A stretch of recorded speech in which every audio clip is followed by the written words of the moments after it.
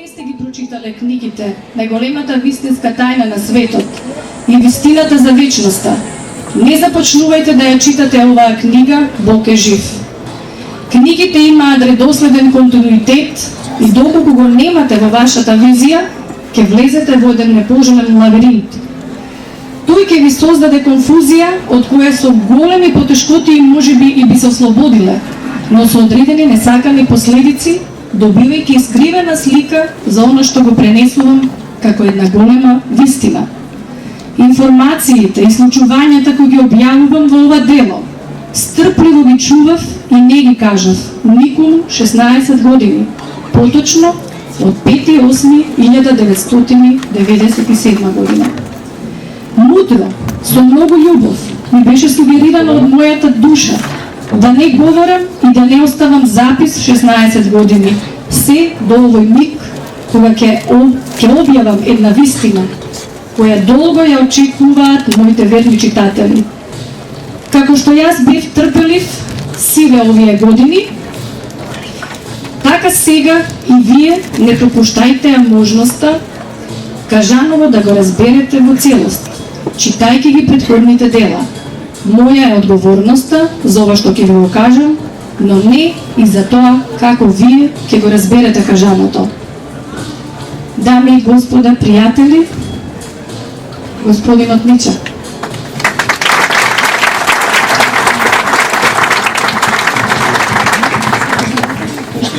Добро дојдовте, вие поздравувам сите, ви благодарам на големата посетеност.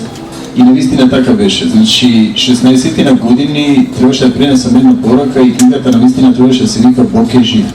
Но на некој начин морав да имам покритие. И замислете, кога книгата дојде време да се објави, ми стига порака на 7.8. минатата година и токму тоа го бара од мене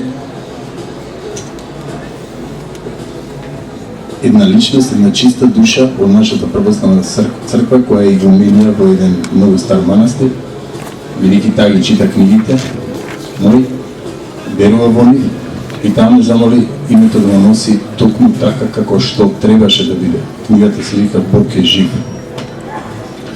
3 дена не ја одговорав, ја гледав пораката и се чудев со колкава љубов беше вградена, вткаена во таа порака. Значи, таа беше поврзана со нешто кое и даде информација да ја пренесе до мене. Значи, информацијата кога стигна веќе бев сигурен дека тоа е тоа и треба да го кажам моментот. А знаев дека пред 2012 не треба да го објавам книгата. Сега Тања ги прочита нешто од предходната книга Вистината за вечноста. Значи, се е кодифицирано во моите книги. Кога ќе излезе оваа книга, која ќе ја прочитате, значи ќе видите како се су ви кажал предходно, но толку било кодифицирано што, значи, употребени софизми како во Светото писмо, кај што секој можел на свој начин да ги тумачи работите. Веќе кога ќе ја прочитате оваа книга, ќе разберете како многу години предходно јас сум ви кажал се, но некој од вас го виделе тоа, некој не го виделе, во зависност кој на кој ниво бил. Но независно, кога ќе ја прочитате таа книга, значи сите ќе дојдете до едно исто ниво. Значи, многу се патиштата до врвот, но врвот е еден. На крај ќе стигнеме сите. Цитирам Во Вистината за вечноста се вели предходната книга. Едно откритие го менува мислењето во научниот свет, а тоа е дека универзумот не е непроменлива и вечна творба. Во 20. век науката открива дека постои почеток на универзумот, нешто што во науката никој претходно не се осмелил да го обелодени. Природните вистини во многу науки се неверојатно математички прецизни и укажуваат на некоја суперинтелигенција која имала причина сето тоа така прецизно да го подреди. Само суперинтелигенцијата е безвремена, а најверојатно и вечна. Научните докази, кои секојдневно се зголемуваат, ни потврдуваат интелигентен план за се што гледаме околу нас и во Вселената. Универзумот има свој почеток во кој е вграден апсолутот на универзалната интелигенција. Тој ги создал енергијата, времето, просторот и материјата. Се си има свој почеток, така што и универзумот има свој почеток. И затоа мора да постои и некој кој го создал сето тоа, што за нас е непоимливо. Ако е тоа така, мора да постои причина зошто започнал да постои апсолут. Ретко кој ги знае моите ракописи. Денес ќе ви го покажам оригиналниот ракопис на Бог е жив. Јас ги пишувам во ракопис. Ова е тоа дело. Внатре се е со мој ракопис. Скоро да и нема грешки, во буквален смисол како некој да ги диктирал работите. Напишана е за 16 дена, символика од тие 16 години на она што јас требаше да го кажам. Значи се е внатре во оригинал, ставено е веќе во компјутер, работи цела екипа на тоа. Благодарам се веднаш до Тања координаторот, до Билјана и до повеќе луѓе од тимот. На почеток само ќе ви прочитам нешто во оригинал, не е лекторирано, она како што напишено, каде се вели. Значи, покрај она што Тања ви прочита, ова е веќе 9-та страна. Кога ова денес го пишувам, малкумина од моите современици ќе ме разберат. Но тие малкумина си повеќе од доволно за да започне нов мисловен процес во кој ќе патуваме. На почетокот ќе бидеме толку колку што сме, но немокното оружје во Вселената, вистината и љубовта ќе направи да се придружат пробудените. Патуваме кон нова ера на човечката мудрост, но некако досега. Сега ќе се движиме со голема брзина во споредба со изминативи илјадолетија. За 10 години ќе стигнеме онаму каде што во моментов не можеме ни да замислиме. Се движиме со голема брзина поддржани од универзумот и некаква возвишена интелигенција кои ни пружаат безусловна љубов. Ќе настапи нова ера и нова димензија на мисловниот процес. И повторно се ќе започне од нас самите, од она што го носиме во себе, од нашите скриени тајни. Доаѓа време на љубов, да го состојува хармонија и убавините по кои од секогаш проклее во целото човештво. Ќе осознаеме дека сите сме едно и единствено единство и дека никој не е пред вас ни позади вас, ниту горе, ниту долу. Никој во целост не може да знае што е Бог, дури и кога одлично ги знаел што е Бог. Доволно е сознанието дека тој, Бог е жив, ве сака затоа што сте дел од него. Во ова дело ги вградив 15 прашања на кои немав одговор и секој од нас кој нема одговор, кој се запраша.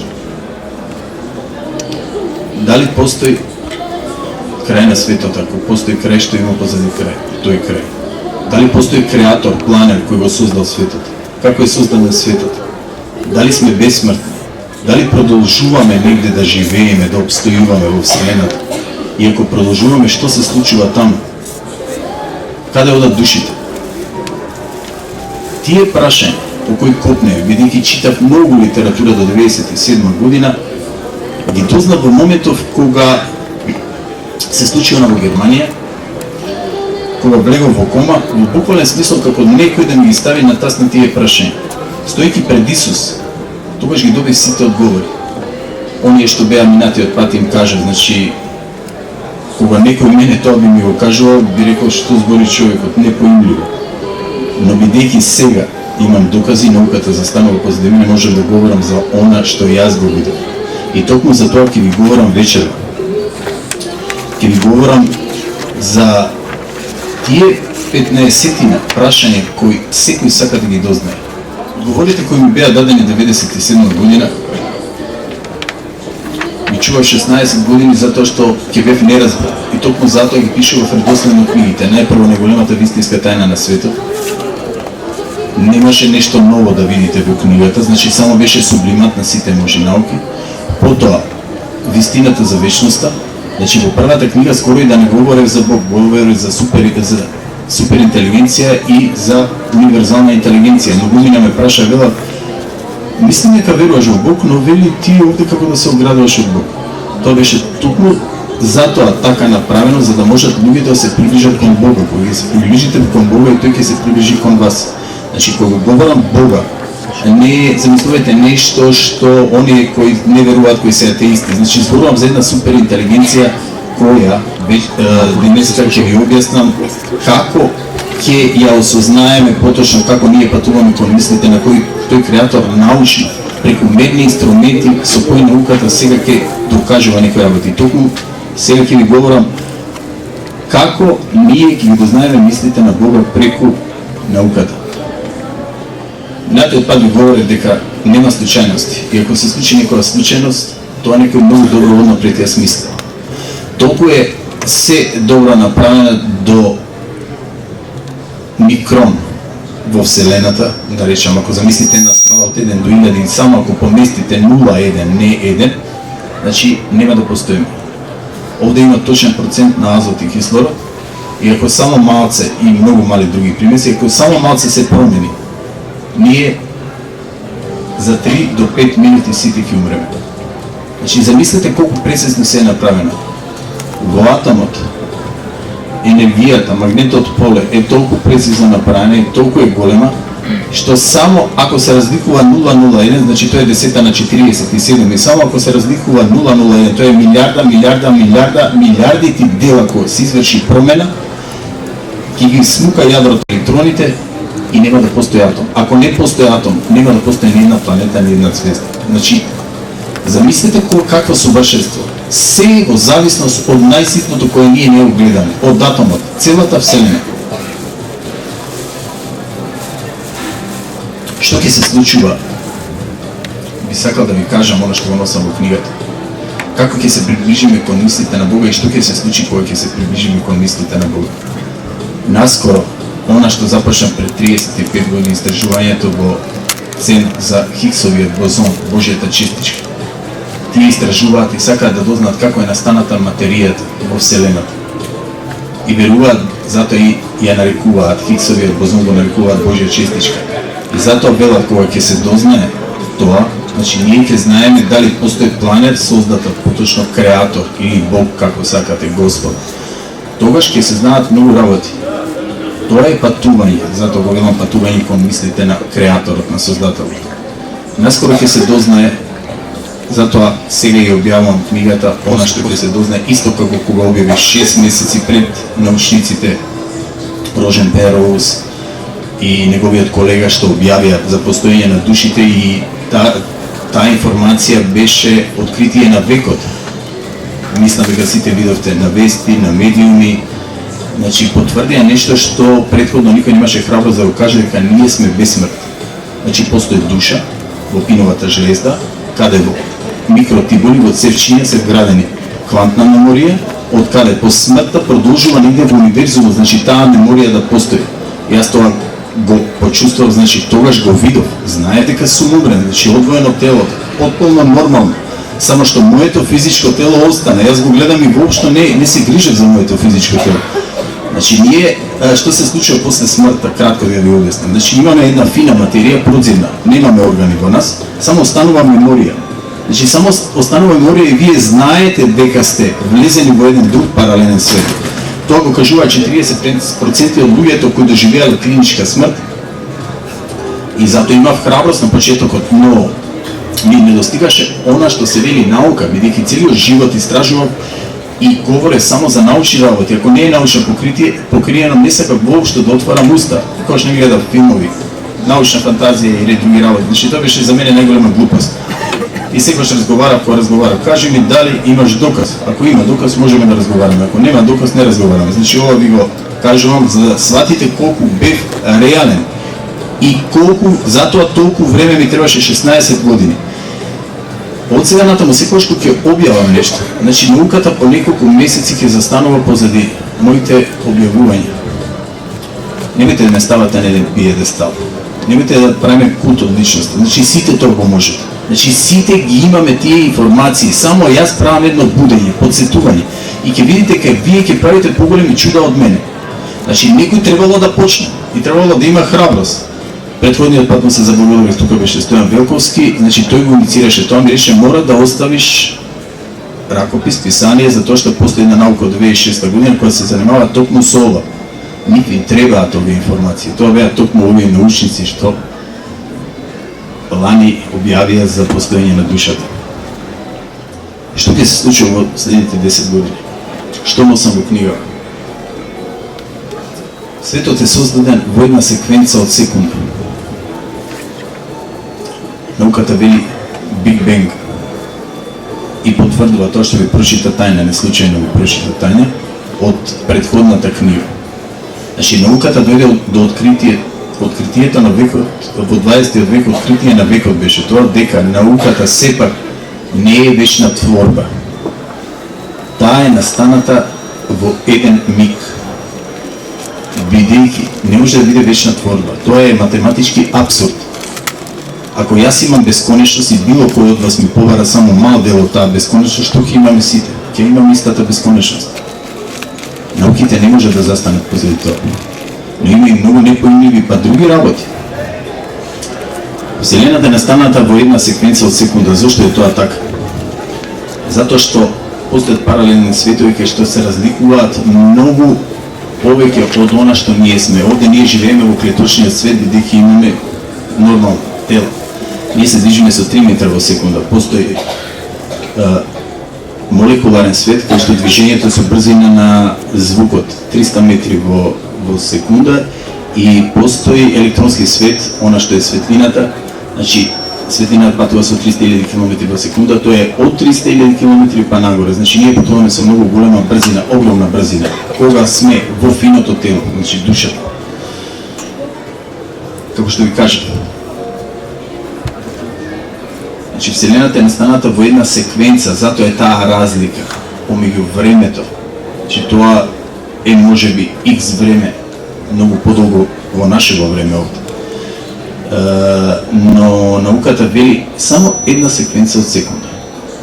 Зошто и како се случило, кој го сторил тоа? Значи, тој создател, планер, многу мудро го направил тоа. Таа суперинтелигенција во една секвенца од секунда ја расфрвала целата енергија, материја и интелигенција. И ја вградила во се она што сакала да создаде. Затоа е толку прецизно направено се ова што го гледате минатиот пат што ви објаснував околу науката и тоа што го има во вистината за вечноста во мојата книга. Значи, креаторот се вградил во се што гледате. Но, на што дал душа? Од целиот животински свет само ние имаме моќ да размислуваме и да креираме. Че ние можеме да пишуваме мината онака како што ние сакаме. Што направил тој? Не приближил кон него. На кој начин? Ние имаме чувство на љубов. Значи тој морал таа карактеристика да ја има во него. Ние значи емпатија. Значи и тој мора да има емпатија, сочувствува со нас, не сака нас. Но не може да се приближи да ни каже да, јас сум тој затоа што ние сме помали од деца во градинка. Значи не сме на доволно високо ниво на моќ на поимање. Значи тој е креатор. Што сме тогаш ние? Мини креатори. Значи ние исто можеме да создаваме потполно истите карактеристики, но да знаете, тој секогаш е над природните закони. И кога би се случило светот да исчезне, се ова што гледате Вселената, повторно ќе се обере таа интелигенција, затоа што ние, нашите души се две. И тоа продолжува. Значи, тоа е еден затворен, бесконечен круг. Се поставува прашањето, кој го создал пак него? Тоа се веќе други прашања, ќе видите во книгата. Наскоро, за да го потврдам оваа моја теза, значи ќе ви кажам, наскоро ќе се дознае дека ќе се открие, веќе се открива дека ние во нашата ДНК, ДНК-та ја имаме во секоја клетка, 100 милиарди клетки, во секоја клетка имаме ДНК од близу 2 метра. Еден водител Сузуки во една америчка емисија кажа, ако се распределите ДНК-та би била 300 пати од земјата до сонцето и назад. Можете да замислите колку информации. Сите информации се содржани во ДНК-та. Секој од вас е уникат. Милиарди луѓе досега, стотици милиарди се родиле на земјата и умреле, и ќе се родат и ќе умрат уште илјадници милиарди, но никој нема да биде како вас. Вие сте неповторливи. Зошто е тоа така? Затоа што секој носи уникатна душа. Кодирано е се. Значи, кодифицирано е внатре во ДНК-та. И што се случува во ДНК? Наскоро науката ќе открие дека во ДНК-та имаме метални молекули. Тие метални молекули служат како сензор, значи предавател прима и предава информации со креатор, со создател. Значи со она универзална интелигенција, толку добро смислено, до најситна работа. Значи, можете да замислите, кога би можел да ви го покажам она што го имам видено. Значи, во моментот ќе бидете шокирани каква прецизност е направена. И не постои грешка. Значи, секоја секунда, 5 до 7 луѓе умираат на планетава. И сега дојка разговараме, го напуштаат овој свет. Сите тие се уникатни. Сите тие поминуваат во еден друг паралелен свет кај што продолжуваат да живеат. Значи, тие метални молекули кои се вградени во ДНК, наскоро науката ќе ги обелодени. На почетокот нормално ќе биде изненадувачки зашто се тие, а потоа ќе се дознае дека тие се во буквален смисол антени. Како ние успеваме да комуницираме? Успеваме преку подсвест. Зашто ви ја напишав првата книга, Неголемата вистинска тајна, за да ве приближам кон вашата душа, кон подсвеста. Многу од луѓето, значи имавме 400.000 посети на Facebook. Многу од луѓето им се промени животот затоа што започнаа да комуницираат со вашата подсвест. Ние користиме само 5% од мозокот. 95% е реактивен ум кој не знаеме да го користиме. Всушност тоа е душата. Таму одат сите информации. И ние кога се двоиме од физичкото тело, кога умираме, значи тие информации остануваат да постојат во целост. Ова што сега вие го гледате. Значи вие ќе го знаете и тогаш кога сте одвоени од физичкото тело, сите информации што сте ги поминали. И ако повторно се вратите некогаш на некоја, на ова или некоја друга, значи вие ги носите информациите, но не ви е дозволено. Значи да можете ги имате за тоа што замислете некој пред смртта, може би било обезличено телото, масакрирано. Значи тој како мало дете ќе добие шок, парализа, ќе се создаде, значи дегенеративност и може да замислите што би се случило во тој случај. Има и такви случаи кај што информациите не се во целост, значи сокриени и затоа се случува тоа. Ке се открие дека Вселената е бесконечна. Зошто го велам тоа? Замислете во нашиот сончев систем. Сонцето е 99,85 од масата во нашиот сончев систем и е 300 пати поголемо од земјината топка. И се подготви се за нешто многу сензационално. Во созвездието големото куче постои звезда која е милиарда пати поголема од Сонцето. Го имате тоа во Вистината за вечноста како слика. Значи тоа е неговата звезда која досега сме открили, што не значи дека нема поголема.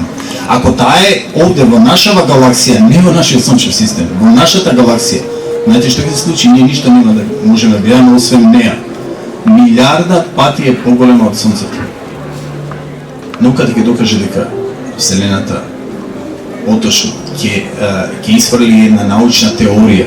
Значи теоријата може да остане теорија, но ќе застанат врвни научници позади таа теорија, за која ќе кажат дека Вселената е во една секвенца создадена и Вселената е бесконечна од некој суперинтелигентен ум и дека постојат паралелни светови кои ние не може да ги видиме затоа што ние слушаме и гледаме под 20 или над 20, значи не ги гледаме сите можни работи кои можеме да ги видиме. И во моментот сите носите мобилни телефони и има фреквенција. Замислете просторијава. Просторијава е полна како пејакова мрежа и повеќе од тоа. Пејаковата мрежа и се знаат фреквенциите. Ова е страшно нешто. Значи замислете што би можеле ние да гледаме. Значи се поради кое сме морале да бидеме заштитени кога сме во физичкото тело сокриено е од нас. И затоа и во Светото писмо Библијата на 1600 места е спомната душата, но нигде не е спомнато дека таа е бесмртна.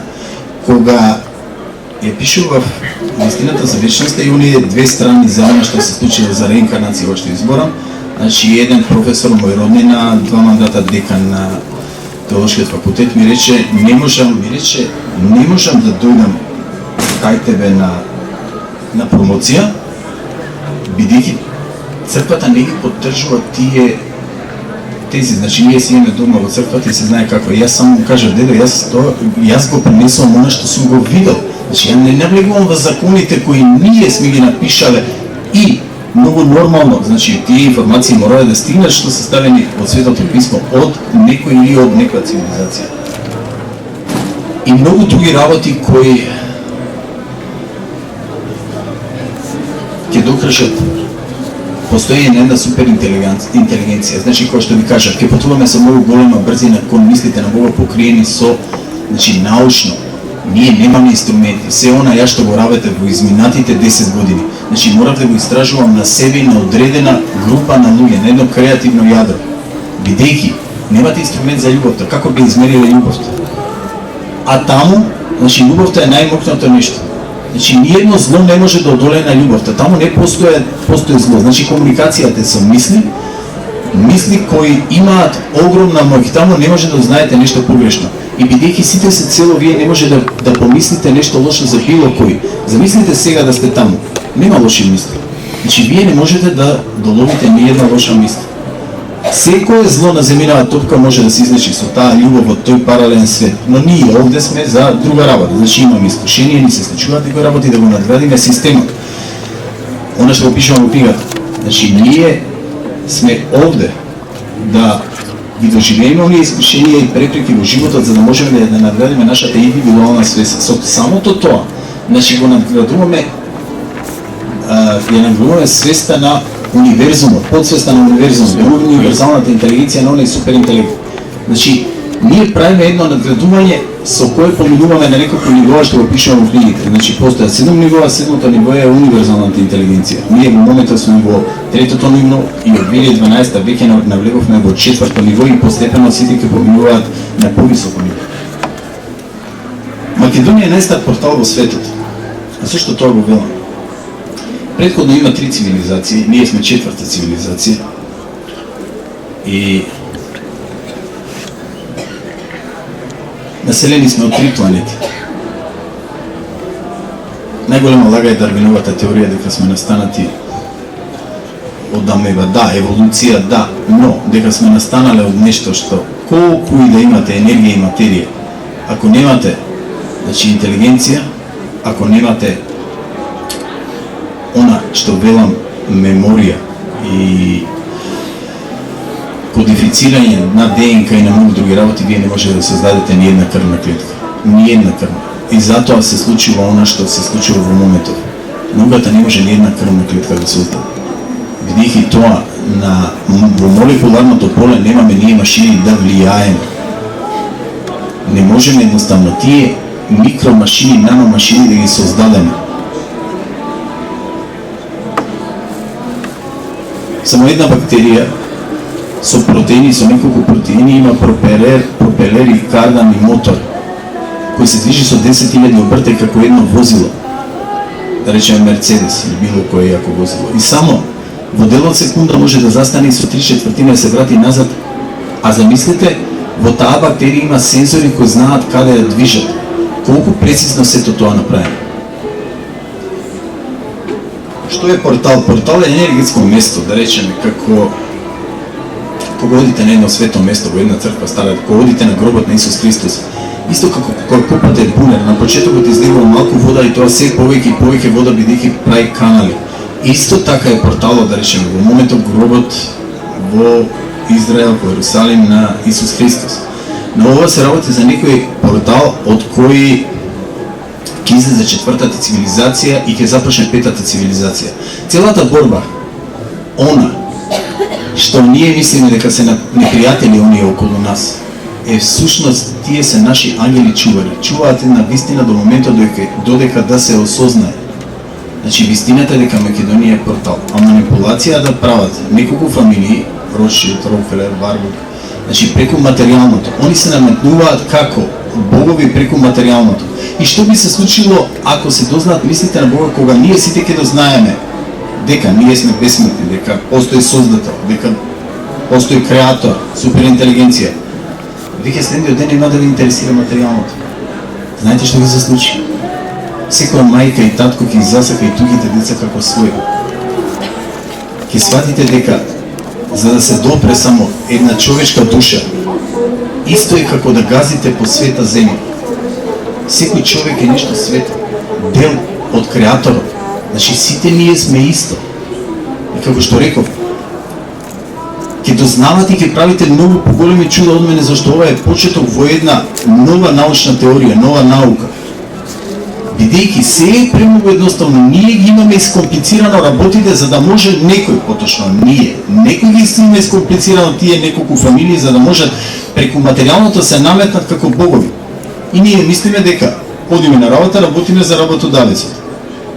Не е така, ние работиме за нив. Тој работи за управата за приходите, таа работи за владата, на владата и наметнува некои кредити, ако не и наметна, значи ќе ја смени. На крај, позади сето стои Светска банка, позади светските банки стојат, значи, тие неколку фамилии кои манипулираат со колективната свест. Кога ќе се дознае се тоа што ви го кажам, веќе нема манипулација, не може да манипулира, значи нема да ве воодушевува, нема да ве ежат парите, да ви решат, ќе ви ги давам целото богатство на земјината топка. Зошто? Сакам да имам смирение, трпение, љубов. Она што не може да се купи со пари. И да ги имате сите на пари на светот, што би направили? Ништо. Кога вие знаете дека сте бесмртни, пак ќе поминете. Значи, ќе сака да направите нешто добро на оној кој нема. На оние луѓе кои немаат. Значи, одеднаш во вас ќе се јави едно чувство на љубов, на сомилост, емпатија према другите суштества што живеат околу вас. Значи, крајната цел на човечкиот живот е целосно психофизичко исполнување. Највозвишена цел, повозвишена цел од тоа е кога го осмислуваме животот на своите сакања, на своите најмили, на оние кои не отпушуваат, на нашиот народ. И токму тоа ќе се случи. И како што ви кажам, значи, душите се бесмртни. Создателот е над сите природни закони, бидејќи тој ги создал. Ние ги пишуваме законите, се мораше да има 60 секунди во една минута, или 60 минути во еден час, или 7 дена во неделата. Не, размислете добро. Значи, некој ги напишал тие закони. Истото тоа се случува и во материјалниот свет. Некој печатал пари хартија и ние се радуваме на хартија. Имаш фирма и гледаш бројки милиони денари во твојата фирма и ти се радуваш на бројки.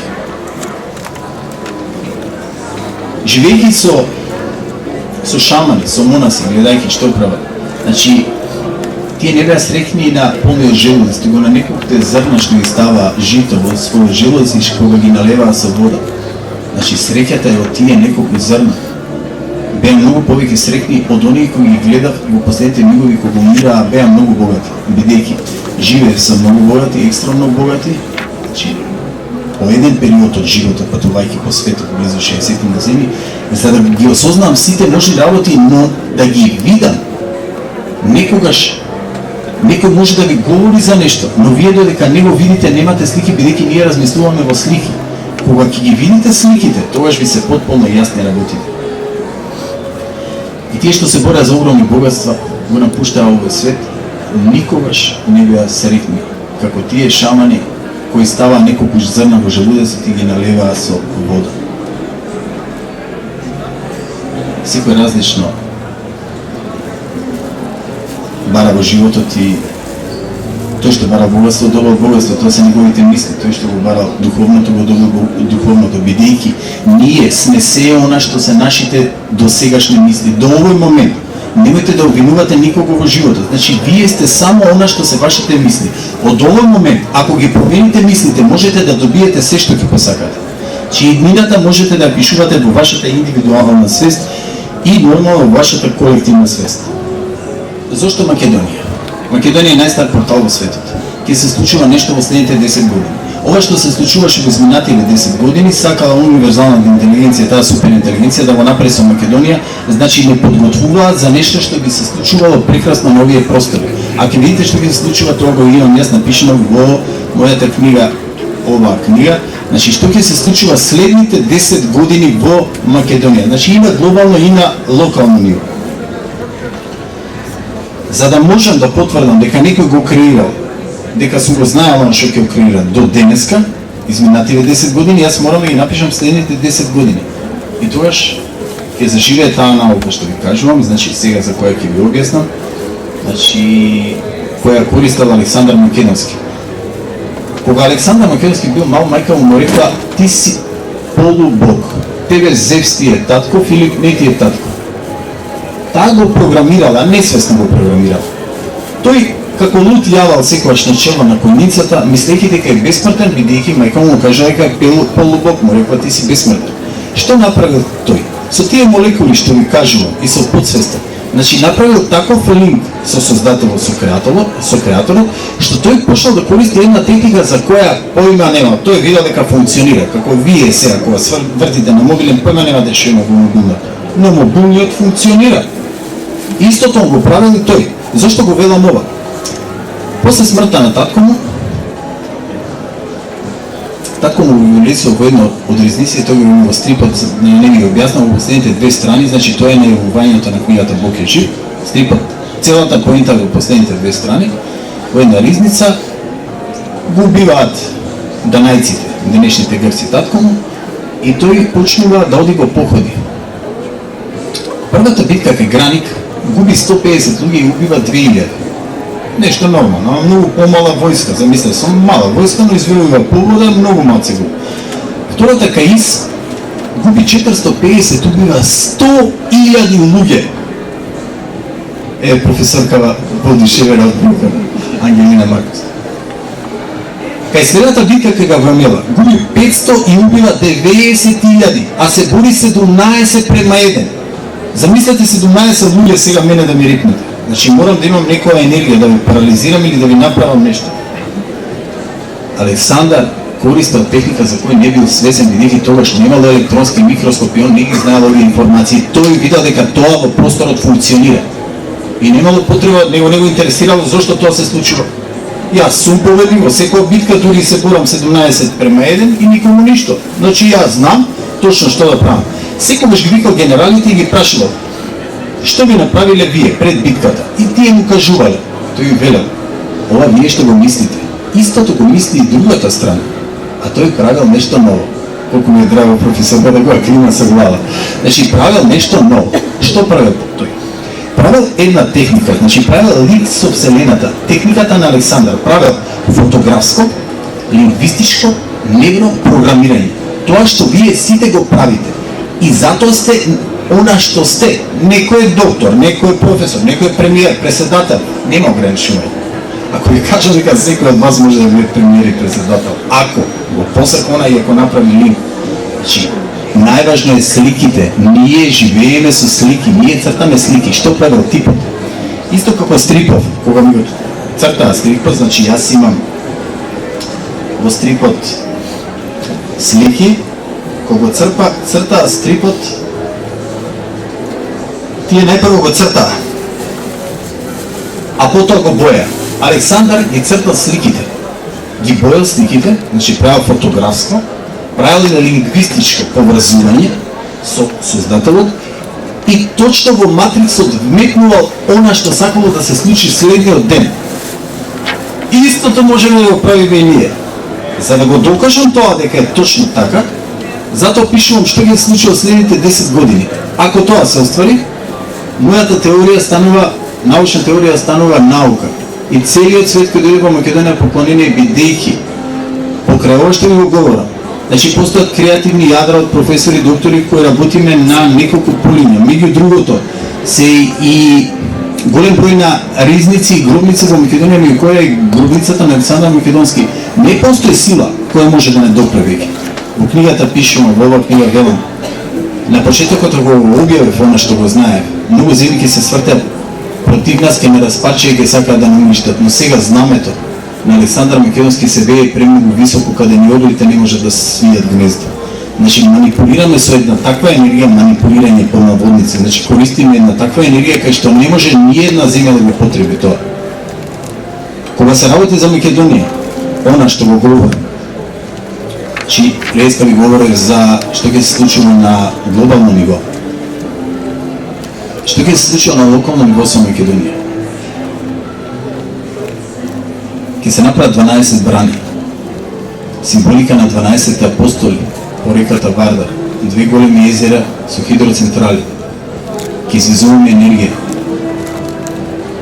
Ќе започна се враќаат нашите од диаспората и од нашите соседни земји ќе почнат да доаѓаат доволно ни ова парче. Значи нема да се бориме, нема да има војни, тоа да го расчистиме. Значи војна ќе нема. Значи, оние македонци кои ја сакаат Македонија, бидејќи Бугарија ќе биде многу на ниско ниво во однос на финанси, истото ќе се случи со Грција, Албанија, Македонија ќе оди со голема брзина напред, тие македонци ќе започнат да доаѓаат тука. Нашите диаспората ќе почнат да се враќаат, ќе им се доделува земја, ќе се направат фарми, аранчови, оштарници. Тоа ќе биде прекрасна иднина на Македонија.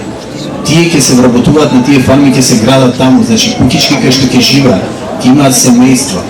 Значи наталитетот ќе се зголеми.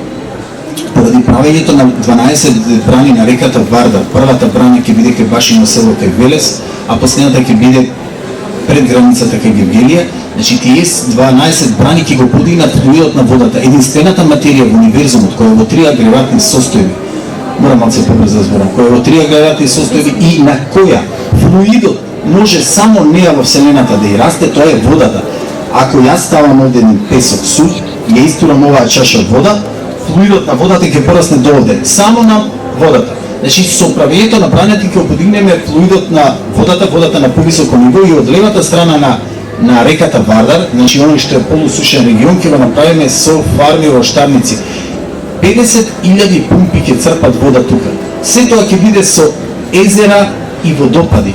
Прекрасно, нешто што го имам видено во 86 година кога летав над Канада. Прекрасно нешто. Скоро секој рач имаше по едно и повеќе езера.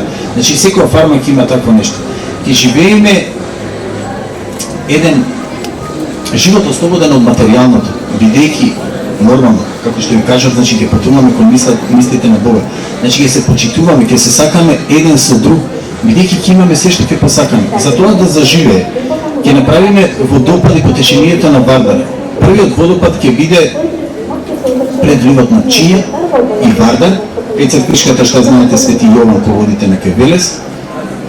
Првиот водопад ќе биде тука и бидејќи мозокот живее секогаш во сегашно време, вие ќе знаете, вие туристите нема да знаете, ќе знаете кај вештачки кога го гледате, затоа што мозокот живее во сегашно време, вие ќе се воодушевувате. Значи неколку водопади ќе има. Тука ќе има мотели, ресторани, кои ќе се дигнат кај Башино село езерото, кој ќе се дигне, кој ќе се наполни, другите ќе дојдат точно до ниво на автопатот кога вие возите како покрај езеро. Замислите колку убава гледка. Ќе биде потопена пругата и пругата ќе биде пренесена од источната страна на реката Вардар, значи кај Свети Николе, и тогаш при копање на тоа ќе се пронајдат уште многу ризници. Че во моментов едно креативно јадро работи на тие ризници, не е моментот за да се отворат, значи ги собираме сите, 3-40, и одеднаш ќе нападнеме на сите сетила. Светот ќе го нападнеме. Кога ќе отвориме, кога ќе извадиме тие артефакти, знаете што ќе се случи? Целата митологија и историја ќе падне во вода кај грците. Се е украдено. Значи тие немаат митологија и историја. Тие беа до Олим.